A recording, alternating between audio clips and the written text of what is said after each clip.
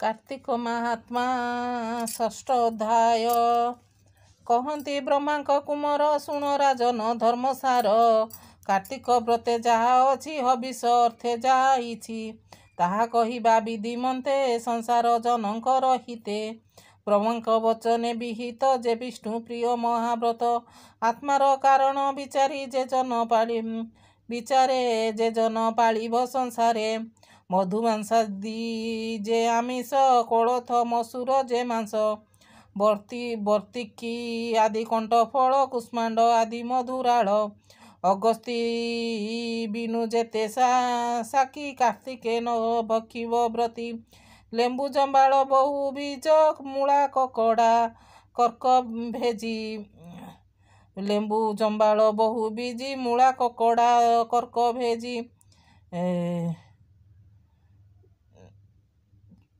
रंडी एरंड रस बेनी कार्तिक अंगरे न घेनी।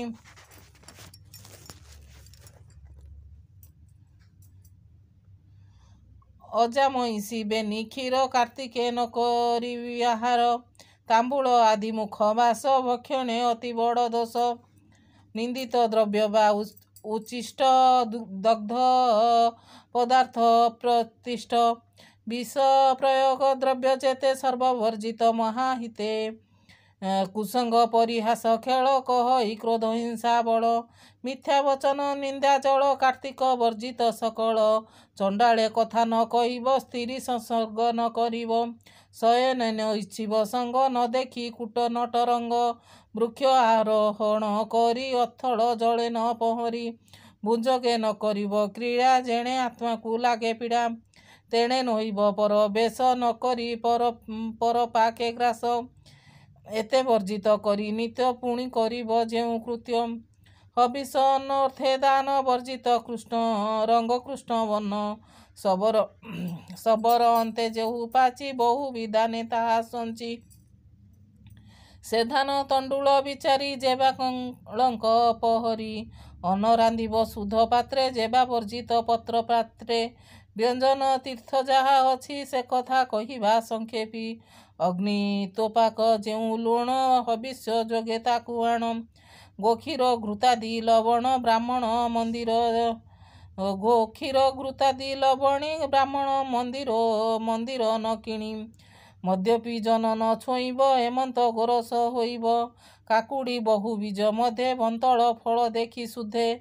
मूलक योग्य सर्वसारु कृष्ण वर्णर मृग करु। शुकल इक्षु नारिकेल अगस्ती शाक धात्री फल। आद्रक मूल अग्रभागे संपादी शुद्ध पात्र जोगे। ଯାହାକୁ ଯେୟ ବା ମିଳିବ ନ ପାଇ ବିମୁଖ ନୋଇବ। ଅନ୍ନ ସଂଯୋଗ ପାତ୍ର ସାର କହିବା ଶୁଣ ନୃପବର। ଶାଳ ପଣସ ରମ୍ଭା ତରୁ ପଲାଶ ନଗେନି ମଧ୍ୟରୁ। ଏ ଚାରି ବୃକ୍ଷ ଯେବା ମିଳି ଅନ୍ନ ସଂଯୋଗ ଏ ଚାରି ବୃକ୍ଷ ଯେବା ମିଳେ ଅନ୍ନ ସଂଯୋଗିବ ସେବେଳେ। ଦ୍ୱିତୀୟ ସ୍ନାନ ନିମନ୍ତେ ଚିକଣ ବାଞ୍ଛା କଲେ ଚିତେ। ସୋରିଷ ରଙ୍ଗ ଅଙ୍ଗେ ଘେନି ଯେତେ ଦିବସ ଧର୍ମହାନି। ସେ କଥା ଶୁଣି ଏକ ଚିତ୍ତେ ବିଶେଷ ଏକାଦଶୀ ବ୍ରତେ। ସର୍ବ ପାର୍ବଣ୍ୟ ଚତୁର୍ଦ୍ଦଶୀ ଷଷ୍ଠ କାଳରେ ଯେବେ ଶଶୀ। ପିତୃ ଦିବସ ଯେବେ ହେବ ତୈଳ ଗ୍ରହଣ ନ କରିବ। ଏଥି ଉତ୍ତାରେ କଥା ଶୁଣ କାର୍ତ୍ତିକ ହବିଷ୍ୟ ଲକ୍ଷଣ। ଆଦିତ୍ୟ ବାରୁଣୀ ପ୍ରବେଶ ସେ କାଳେ କଳ୍ପିବ ହବିଷ୍ୟ। ଅନ୍ନ ସଂଯୋଗ ପତ୍ର ସ୍ଥାନେ ବସିବ ଧରଣୀ ଆସନେ। ପୂର୍ବ ଦିଗକୁ ମୁଖ କରି ହସ୍ତେ ତୁଳସୀ ଜଳ ଧରି। କୃଷ୍ଣେ କରିବ ନିବେଦନ ତେଣେ ସନ୍ତୋଷ ଜନାର୍ଦ୍ଦନ। ବିଷ୍ଣୁଙ୍କୁ ଦେଇ ଅବଶେଷ ଚିତ୍ତରେ କଳ୍ପକର ଗ୍ରାସ। ଭଜନେ ନ କହି ବଚନ ମୌନେ କରିଆ ଚମନ। ପୁଣି ଉତ୍ତମ ସ୍ଥାନେ ବସି ରାମ ଗୋବିନ୍ଦ ନାମ ଘୋଷି। ଜାଗର ଜାଳି ସନ୍ଧ୍ୟା କାଳେ ବସାଇ ଦେବତାଙ୍କ ଆଳେ। ନହିଲେ ତୁଳସୀ ଅଗ୍ରତେ ଦୀପ ବସାଇ ଶୁଦ୍ଧ ଚିତେ। ବିଷ୍ଣୁଙ୍କୁ ନମସ୍କାର କରି ଜନ୍ମାଦି ପାପ ଭାରା ହରି। ପୁଣି କାର୍ତ୍ତିକ ଦୀପ ଦାନେ ଧର୍ମ ବର୍ଦ୍ଧିତ ଦିନ ଦିନେ। ଉଚ୍ଚେ ଯେ ସଂଯୋଗଇ ଦୀପ କିସ କହିବା ତାର ତପ। ଶପଥ ଜନ୍ମ ପାପ ରାଶି ତୃତୀୟ ସମ୍ବତ୍ସର ନାଶୀ। ପାପ ନଥଲେ ପୁଣ୍ୟ ବଢ଼େ, ଅନ୍ତେ ଗରୁଡ଼ ଧ୍ୱଜ ଚଢ଼େ। ଗୋବିନ୍ଦ ସଙ୍ଗେ ସଙ୍ଗ ହୋଇ ବୈକୁଣ୍ଠ ଭୁବନକୁ ଯାଇ, ଏମନ୍ତ ଦୀପଦାନ ଫଳ କାର୍ତ୍ତିକେ ଶୁଣ ମହିପାଳ। ଯେବଣ ଜନ କ୍ରୀଡ଼ାବ୍ରତୀ ହୋଇ, କାର୍ତ୍ତିକେ ତୃଣ ପାରି ଶୋଇ।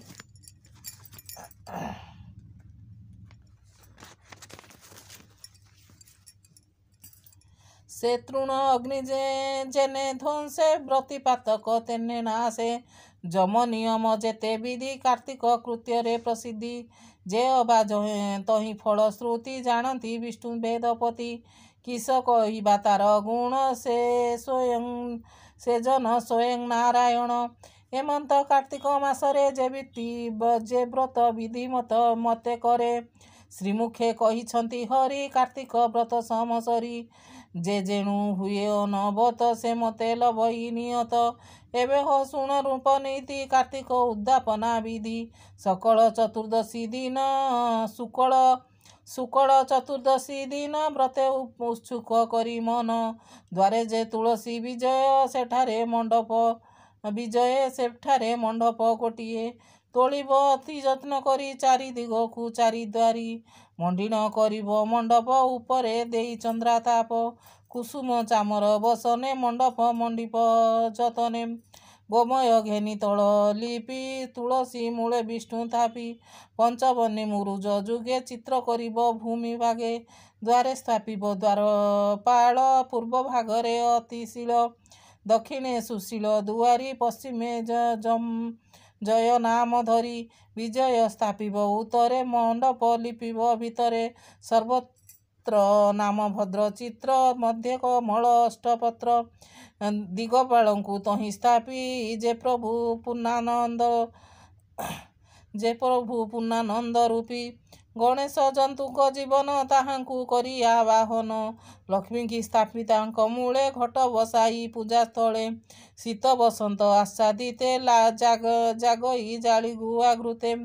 ଆଉ ଉପାଧି ଠୁଳ କରି, ବ୍ରାହ୍ମଣ ତିନିବେ ଦୋବରି। ଯେ ବ୍ରହ୍ମା ବିଷ୍ଣୁ ମହେଶ୍ୱର, ଏମନ୍ତେ କଳ୍ପିତି ଜ୍ୱର। ତିନିଙ୍କି ଆସନେ ବସାଇ, ପୂଜିବ ଗନ୍ଧ ପୁଷ୍ପ ଦେଇ। ତାଙ୍କ ବଚନେ ପୁଣ ପୂଜା, ଅର୍ଚ୍ଚନା କରି ଦେବ ରାଜା। ମଣ୍ଡପ ଉପରେ କଳସ, ବିରାଳ ବାନ୍ଧିଛି ନବାସ। ଚାରି ଦ୍ୱାରୀଙ୍କ ପୂଜା ବିଧି, ବିପ୍ର ବଚନେ କରି ସିଦ୍ଧି। ପୂଜିବ ଜଗତ ଦୀପ, ଗନ୍ଧ ଚନ୍ଦନ ଧୂପ ଦୀପ। ଶୁକ୍ଳ ପୁଷ୍ପ ଶିରେ ଦେଇ, ବୋଲିବ କୃଷ୍ଣ ତ୍ରାହି ତ୍ରାହି। ବିବିଧ ଉପହାର ଦ୍ରବ୍ୟ, ମନ୍ତ୍ର ସୁମରି ଭୋଗ ଦେବ। ଗୋବିନ୍ଦ ନାମ ଧରି ନିତ୍ୟ ଉତ୍ସବ, ବାଦ୍ୟ ନୃତ୍ୟ ଗୀତେ। ଏମନ୍ତ ବଞ୍ଚିବ ସର୍ବରି, ନିଶି ପ୍ରଭାତେ ସ୍ନାନ କରି। ତିଳ କାଞ୍ଚନ ଗୁରୁ ଦାନ, ବିପ୍ରଙ୍କୁ କରି ନିବେଦନ। ତାଙ୍କ ପତ୍ନୀକି ତିନି ଶାଢ଼ୀ, ଦେଇ କହିବ କର ଯୋଡ଼ି। ହେ ବିପ୍ର ବର ତୁମ୍ଭେ ହରି, ମତେ ସଂସାରୁ କର ପାରି। ଏମନ୍ତ କହିବ ବଚନ, ଗୁରୁଙ୍କୁ ଦେବ ରତ୍ନ ଦାନ। ତିଳ ପାୟସ ଦଧିର ସେ, ଅନଳ ପୂଜିବ ସନ୍ତୋଷେ। ବ୍ରତ ଦକ୍ଷିଣା ବିପ୍ରେ ଦେବ, ମେଲାଣି ମାଗି ଗୃହେ ଯିବ।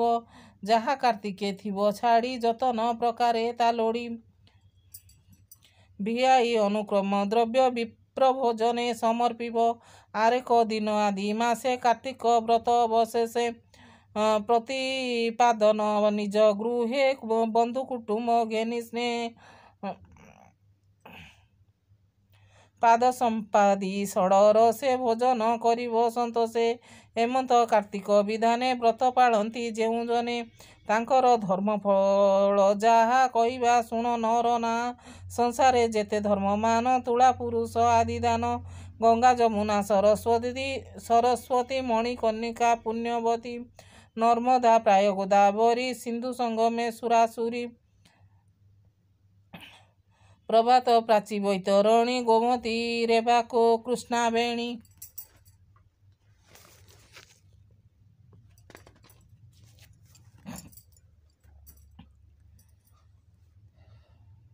ସେ ଚନ୍ଦ୍ର ଭାଗା ଚିତ୍ରୋତ୍ପଳା, ଯେଉଁ ଜନମ ବିଷ୍ଣୁଶୀଳା।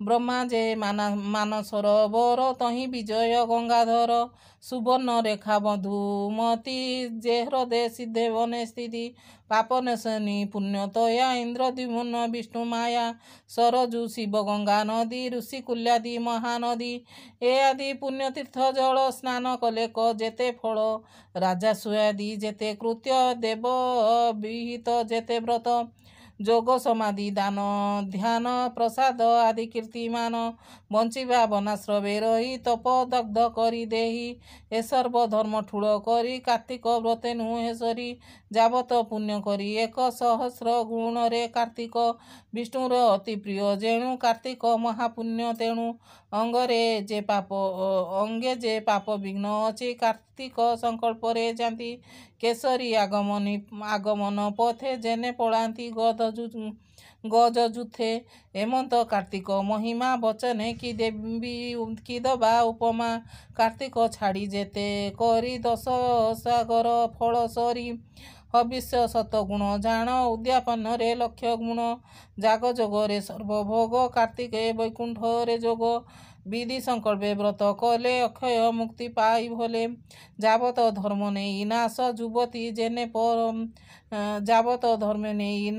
ଯୁବତୀ ଯେନେ ପରବାସେ ସ୍ୱଧର୍ମ ପଣେ ଯାଇ ତାର କାର୍ତ୍ତିକ ହୀନ ତେନେ ନର କିଞ୍ଚିତେ ଯେତେ ପ୍ରତିପାଳ ଅନ୍ୟ କର୍ମକୁ ଧର୍ମ ବଳ କାର୍ତ୍ତିକ ପାଳି ଦନ୍ୟ ଧର୍ମ କଲେ ସଫଳ ସବୁ କର୍ମ ଏହି ପ୍ରକାରେ ଏକାଦଶୀ ଆବର ପାଳ ତୁଳସୀ ଏ ତିନି ମହିମା ସମାନ ବିଶେଷ କାର୍ତ୍ତିକ ପ୍ରଧାନ ଶୁଣ ରାଜନ ଧର୍ମ ସାର ଏ ପଦ୍ମ ପୁରାଣ କେଶର ଉତ୍ତର ଖଣ୍ଡେ ପରିସିଦ୍ଧି କାର୍ତ୍ତିକ ଧର୍ମ ଯଥାବିଧି ଯେ ଏହା ଶୁଣେ ଦିବ୍ୟ ଜ୍ଞାନେ ସଂଶୟ ଦୂର କରି ମନେ ସେହି କାର୍ତ୍ତିକ ଧର୍ମ ପାଇଁ ସର୍ବଦୂରିତ କ୍ଷୟ ଯାଇ ବ୍ରାହ୍ମଣ ଆଦି ଚାରି ବର୍ଣ୍ଣ ସ୍ତ୍ରୀ ପୁରୁଷ କେବାଜନ ବିନା କାର୍ତ୍ତିକେ ଶୋଧ ନୋଇ ଶ୍ରୀ ବିଷ୍ଣୁ ଶ୍ରୀମୁଖେ ଛନ୍ତି କହି ସେ ପ୍ରଭୁ ବାକ୍ୟ ଉପଦେଶେ ବଣଇ ମହାଦେବ ଦାସେ ଇତି ଶ୍ରୀ ପଦ୍ମପୁରାଣ ଉତ୍ତରାଖଣ୍ଡେ କାର୍ତ୍ତିକ ମାହାତ୍ମ୍ୟେ ପୃଥୁ ନାରଦ ସମ୍ବାଦେ କାର୍ତ୍ତିକ ଉଦ୍ଯାପନ ଧର୍ମ କଥନେ ନାମ ଷଷ୍ଠୋଧ୍ୟାୟ।